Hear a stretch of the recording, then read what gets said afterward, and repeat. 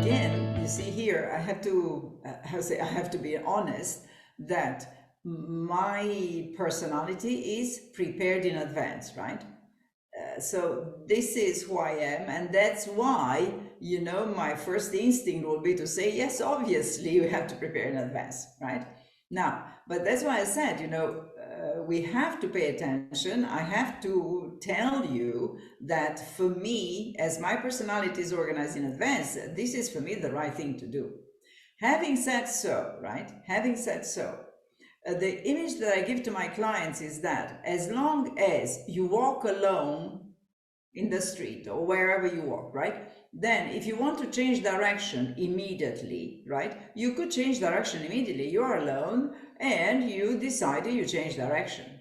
But if you are the captain of a big boat and you want to change direction, then you have to warn in advance and to do a lot of maneuvers in order to turn the big boat or the train or whatever, the plane or so, right? So what is that, the image that I give to my clients, that as individual contributor, you don't necessarily need to prepare in advance because you could do the move immediately as you want. For example, you have to work, you can work the whole night and then you give the report in the morning, right? It's your business. But if you are the manager and higher you are in a management position, then obviously your boat is bigger, right? And then you cannot expect a whole boat to turn around quickly or to stay the night working as you used to do by yourself. Make sense? So in that respect, I would say that when you move to positions of responsibility and management, then imagine yourself that you are, how I say, this captain of the boat, and therefore there is a need to warn your staff, your team, your organization. You have to warn them about the move. Otherwise, there is no way to move so quickly as you used to do when you were alone, right? So in that respect, I would say, yes, in the summer, prepare the slate for the winter, and then in the winter, prepare the car for the summer. Having said so, I'm coming back to your second observation is, and then what about the flexibility?